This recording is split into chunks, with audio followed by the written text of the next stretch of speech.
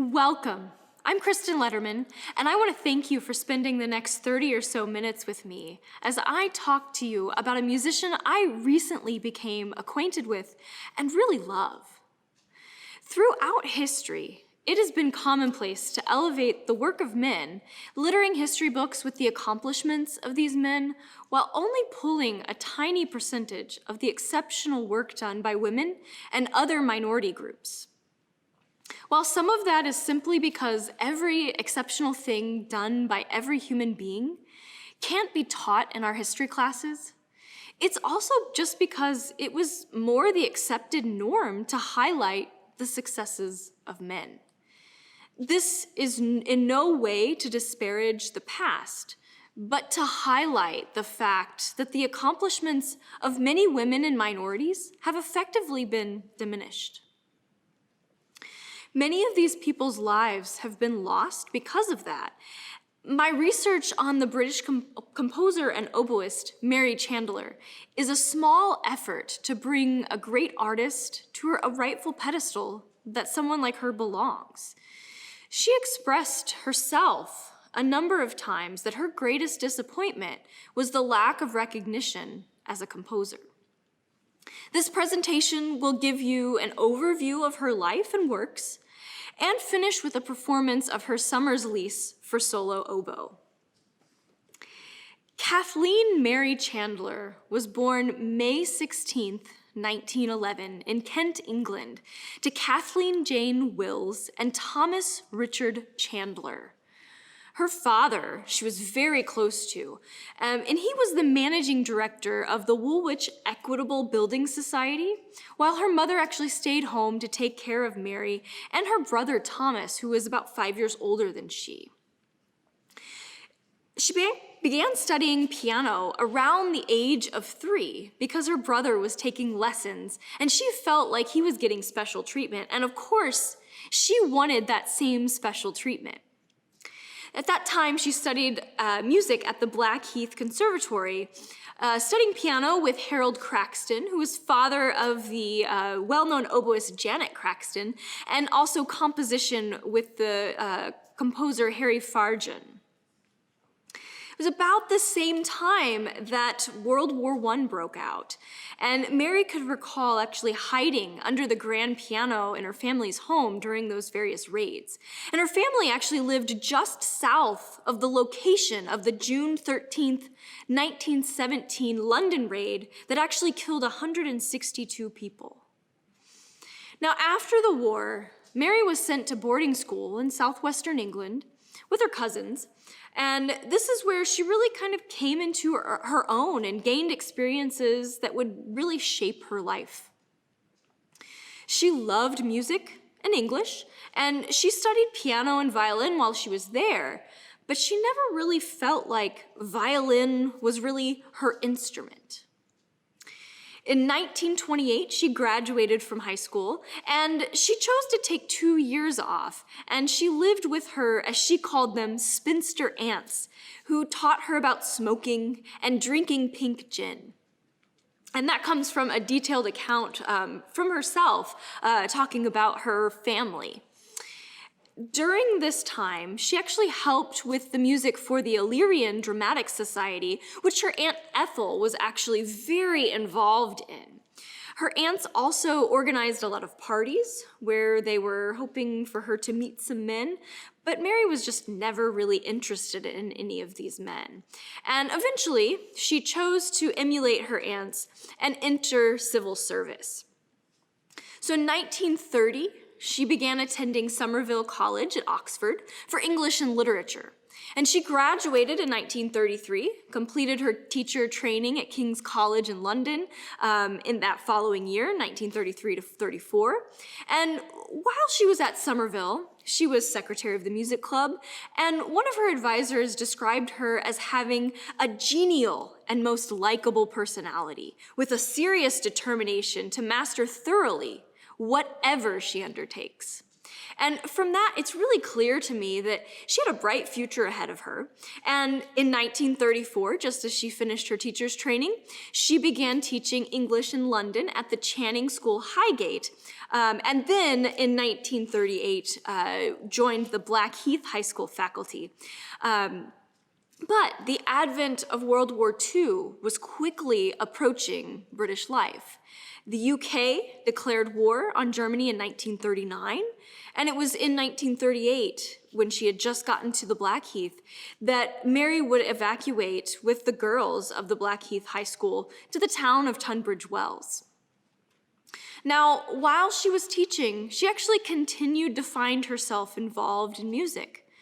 Most importantly, she joined the Society for Women Musicians in 1935, and that was an organization that was formed in 1911 as a response to the limited professional opportunities for women musicians at the time.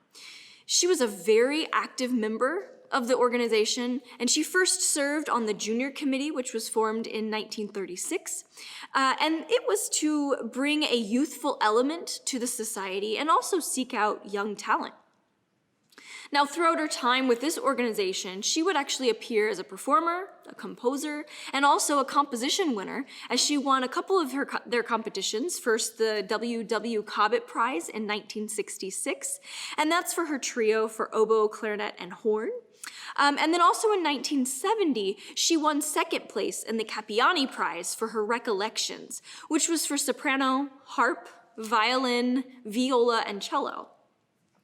She remained a part of this organization until it disbanded in 1972, and frankly, I think knowing how much she was involved in this organization, I do believe she would have been a part of it until her death, but of course it disbanded in 72. So back to her timeline, about 1940 is when she joined the Bach Choir in London as an alto, and she met the oboist Margaret Elliott, and Margaret agreed to teach her oboe. And within 2 years, she was actually playing with the Tunbridge Wells Symphony Orchestra as an amateur. And this was most likely a very convenient group for her to have joined, because as mentioned before, the Blackheath High School had evacuated to Tunbridge Wells because of the wartime, and so she was there. Why not join?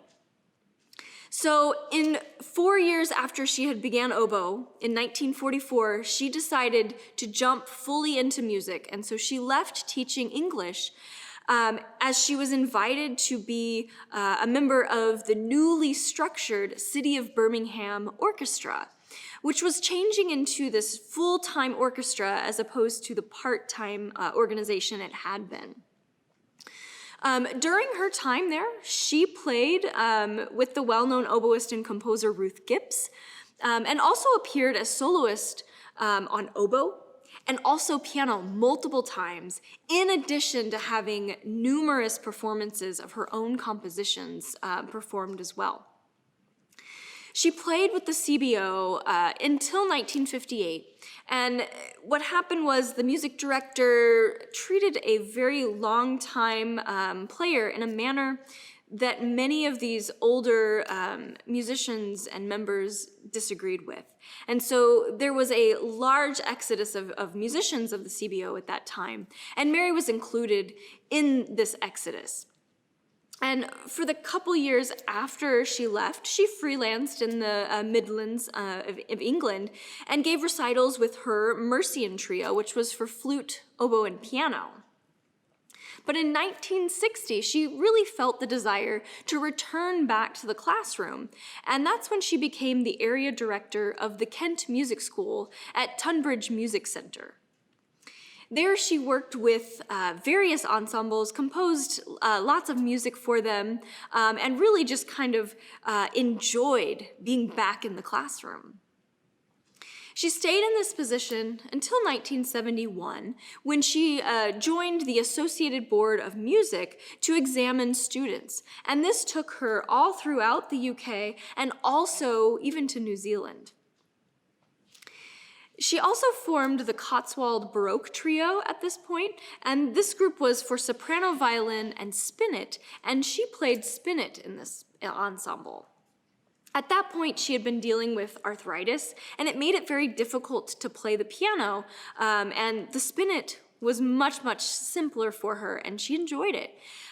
She spent this time of her life doing lots of composing, examining students, and also hosting concerts at her home in Gloucestershire.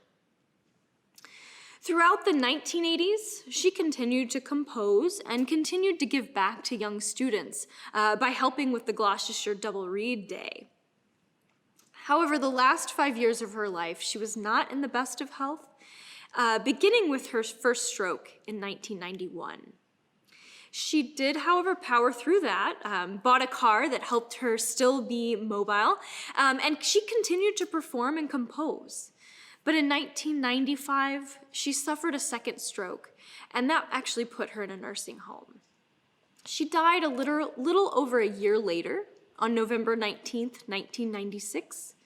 And then nearly a year later after that, there was a memorial celebration that was organized with performances of her work, and also a speech given to everyone by her nephew. So, as a composer, Mary had been really writing for much of her life, and she composed nearly 60 works, many of which were written for friends, they were commissions, and even for students. Occasionally, she would write for herself, although that was much more rare. Many of those works were performed by well-known musicians of the day, such as oboist Leon Goossens, tenor Peter Pears, and tenor Ian Partridge.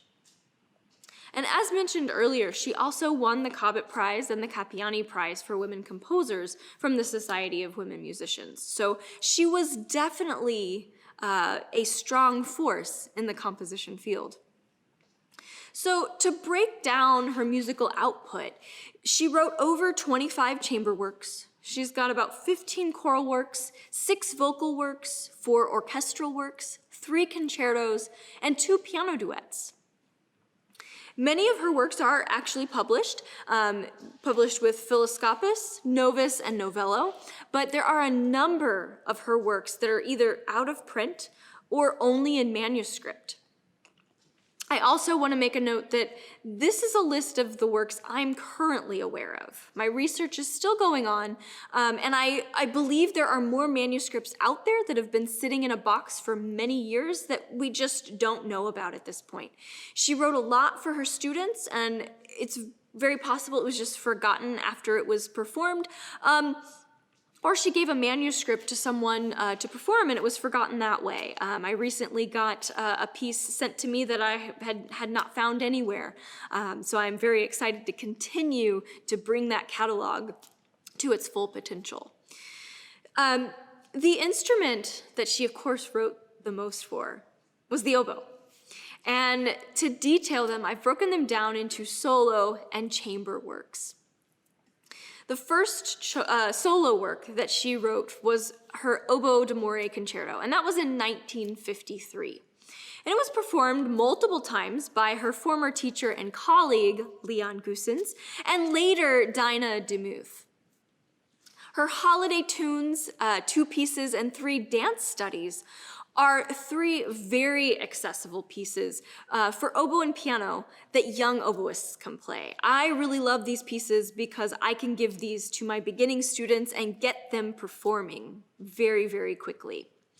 Her 2 sonatinas, one for oboe and the other for English horn, were both dedicated to Dinah DeMuth and also premiered by her as well. And finally, her Summer's Lease for solo oboe, which I will perform for you in just a bit, is a piece that she wrote for herself. And the title of the piece actually comes from Shakespeare's sonnet number 18. Although she doesn't call it a programmatic work, there are a little bit of programmatic elements that go along with it.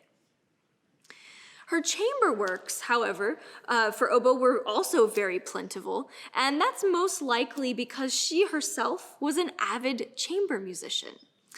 Her earliest chamber work was a trio for oboe, English horn, and piano from 1938, and it's curious because this is before she even started playing oboe, so she had a love for this instrument before she even started learning it. She also wrote an oboe quintet which was her suite on airs of Purcell. And this piece is actually largely an arrangement of Purcell songs. And of course, she arranged this for oboe and piano as well, because what if you don't have strings? What do? You make this work for piano. Her trio for oboe, clarinet, and horn is actually how I first became acquainted with Mary, and how I created my group Bantam Winds, because we needed something for oboe, clarinet, and horn to play. This piece is probably one of her most well-known works, just because it's one of the two she won a major award for, the Cobbett Prize. She also wrote a couple pieces for woodwind quintet and double wind quintet in the 1970s, and also a wind octet in the model of Mozart's octets. Her final chamber piece that she wrote for oboe was her oboe trio, written for the 10th anniversary of the Gloucestershire Double Reed Day, which she had been helping out with for a few years at that point. So I just want to say that all of her works are beautifully written for all of the instruments she chose, wonderfully developed, and really deserve to be studied and performed more. They are great music, accessible not only to professionals, but to our younger and amateur musicians as well. So I would like to conclude by displaying her beautifully creative writing with a performance of her Summer's Lease in 3 movements titled Morning, Noon, and Nightfall. The first movement, you get to hear the morning birds as they begin to wake up. In the second movement, you get to hear the busy bees in that afternoon sun as they're searching for their flower. And the final movement, probably one of my favorite of these 3, is that moment in the evening when you're sitting on the couch, maybe watching some TV, and going in and out of sleep. You can hear the person jolting awake as they realize they've fallen asleep, and then going back into that nightfall trance. So I give you Summer's Lease for solo oboe by Mary Chandler.